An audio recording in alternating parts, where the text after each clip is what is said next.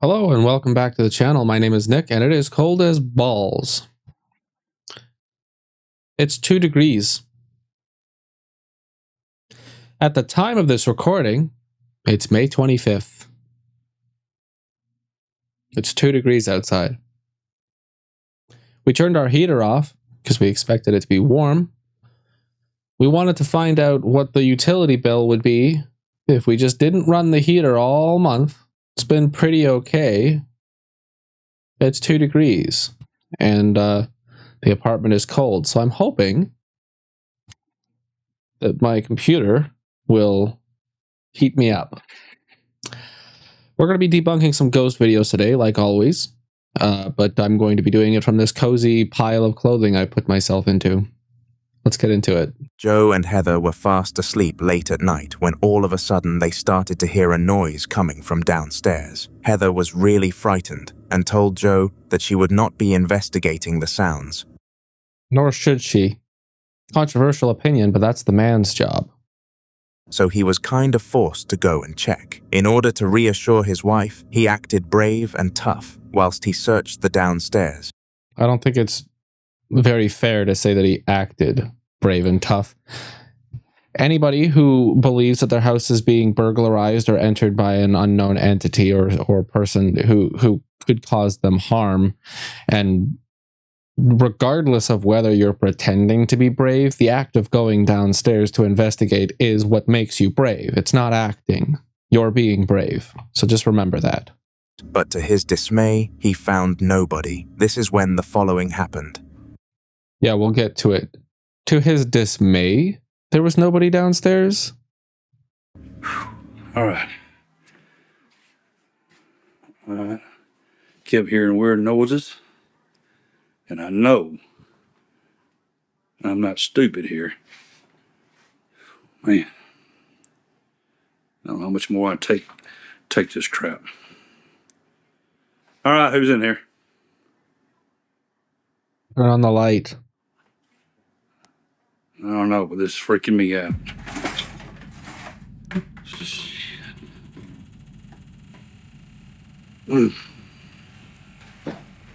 Oh, shit. All right, who's there?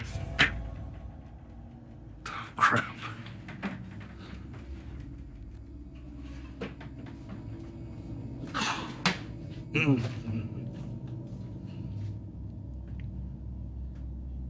Crap. A few videos ago, I posted one of these videos that allowed me to show that things could move in the background or in front of you with string as long as the lights were off and you don't have to worry about the reflectivity of the string. Well, you can notice that there's a huge amount of light source in my room from the window and the overhead light. That's why I'm so bright. And yet you can't see the string that I'm using to manipulate the object behind me. But if I bring the string to a different angle somewhere, now you can see the string. So I posted a video that inside that video showed me manipulating several cupboard doors at the same time with no visible string. Once I turn the lights on, you can see the string. He's keeping the lights off. If something bizarre like this was happening to you in front of you, would you keep the lights off? Does that make any sense? Heather! What is all that noise? I'm trying to sleep. Get in here, hon. Get in here now. Get in here. Get in here. Let's go in here. Hey. Just get behind me. Get behind me. Get behind me.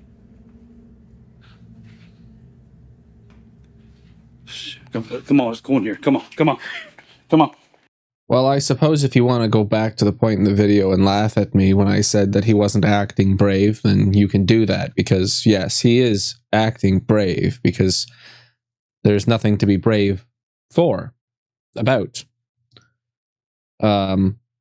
He's just manipulating the cupboards with string. It's not even really that good.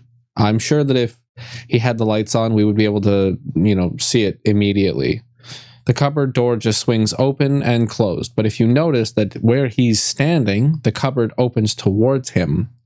I know the cupboard is on a hinge and thus it can only open one specific way, but the only cupboard that opens is the one that he's directly in front of. The tension required to open and close that cupboard door is much less because it's right in front of him. Do you understand what I'm trying to say here? The words escape me, or the correct way to convey my point escapes me, but the fundamentals are there if you're reasonable enough to understand them.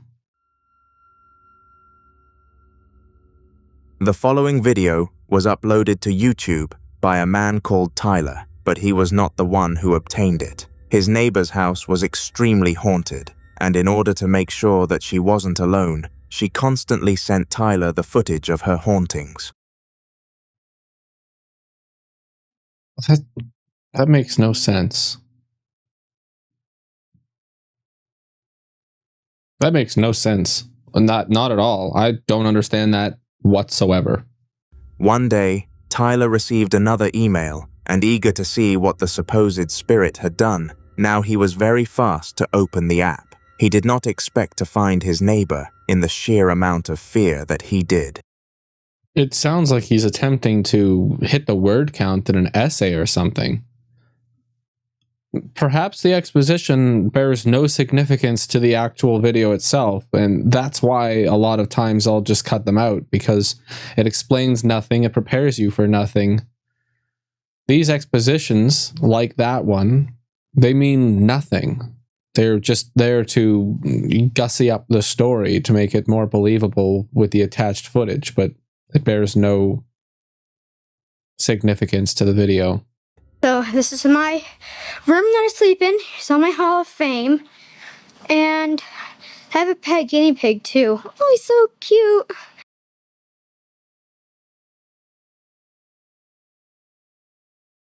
His neighbor's a child?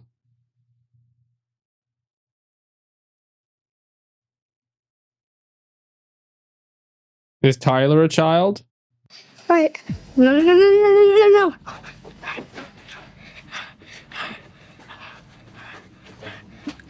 God, save me. Who knows what could be entering through that door? First of all, See? The exposition bared no significance to the actual video itself. It simply was given to boost the video's creep factor, I suppose. It's a boy, it's not a girl. I don't believe that this was sent to their neighbor. It seems extremely confusing to me, unless Tyler is also an adolescent. You understand? A child of the neighbor having the email and contact information of your neighbor to send videos of your home being haunted.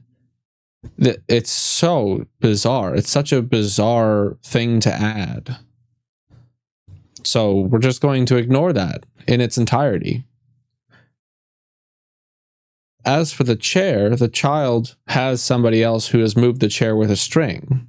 There's no reason for us to believe anything else, especially because the child runs towards an open room, doesn't shut the door behind them, attempts to squeeze slightly behind a wardrobe, only to say, God, save me. Who knows what could be entering through that door? These are not things that I would expect the small child to speak. You know what I mean? Like, this isn't typical vernacular for a child.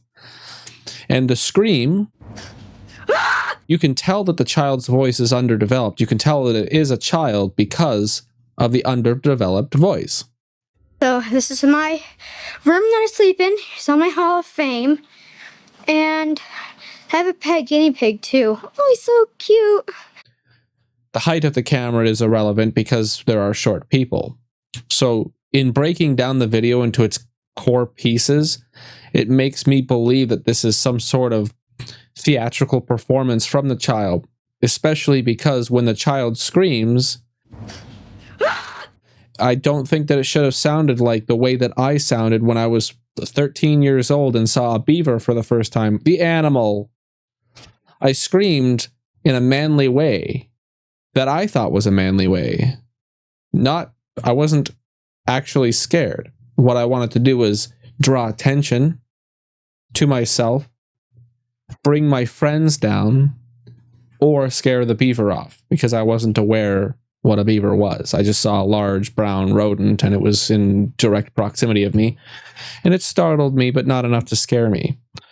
The child doesn't scream the way a child should scream. The child doesn't act the way a child should act, in my personal opinion. Nico was a German man who lived on his own. What do you mean, was? After a recent breakup with his ex-girlfriend.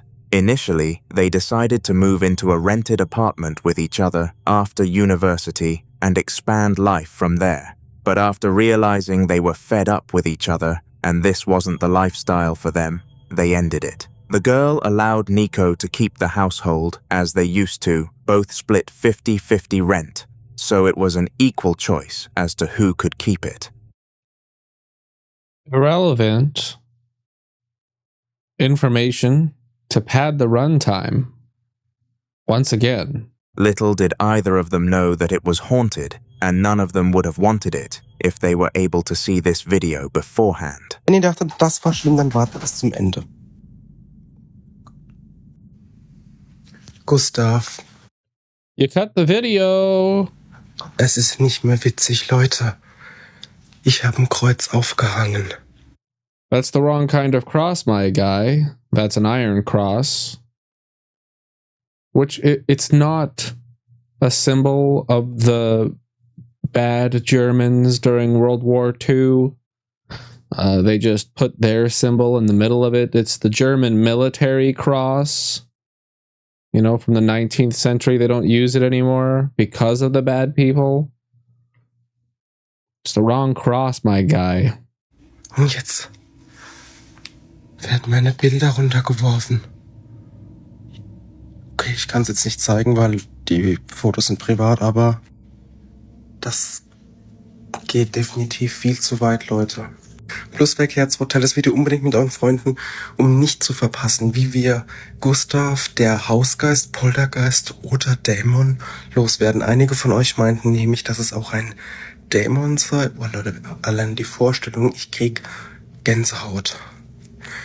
Wenn ihr mein Herz hören könnt, wie schnell das rast, das ist wirklich nicht mehr witzig hier. He kind of reminds me of Dustin. Your picture falling off the wall is something very simple. The backing on your picture showed that you didn't have it attached properly to the wall. There's a little tab that you need to remove from the cardboard sleeve, like break it out and fold it up so that the tack will sit in something.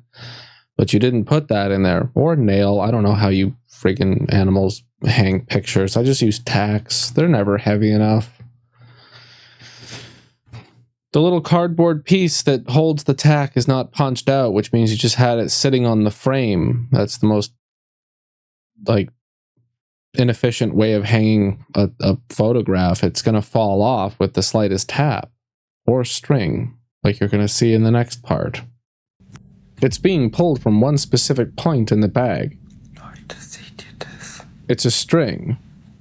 Also, if that's the thing that paranormal thing is happening, then maybe you should try keeping that center frame, mein Freund. Glamping is a method of going on holiday outdoors, and it is derived from the two words glamorous and camping. This is because it is an outdoor adventure that involves indoor accommodation, so it's much easier than the actual thing. The video that you are about to see was taken by Talia, a young woman who wanted to go glamping with nobody other than her dog, after an argument back at home. Everything went smoothly until roughly 11 p.m. when something terrifying occurred out of seemingly nowhere. Come on, baby.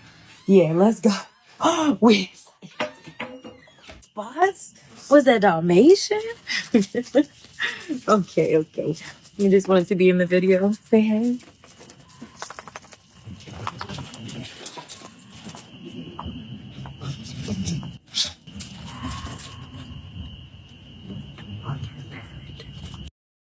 It's a bobcat. It's a bobcat.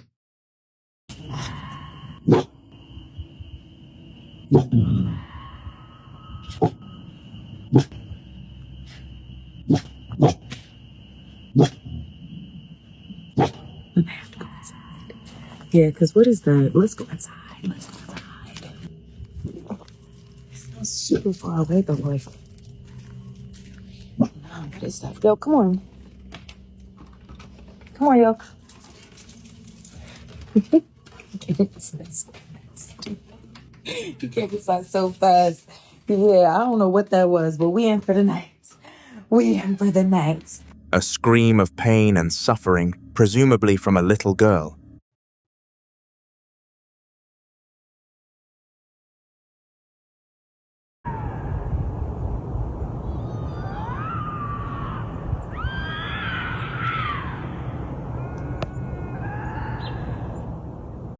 That's going to do it for this video. I know it's a really short one, but I think that's fine. I'm cold. I'm going to try to record a few more videos. It's Sunday. I have to work tomorrow, and I'm a little bit out of time. So the more videos I can record today, the better. And the really short video might actually increase people's interest in clicking on the video. So thanks for watching. I love you. I'll see you tomorrow. And that's going to do it. Okay.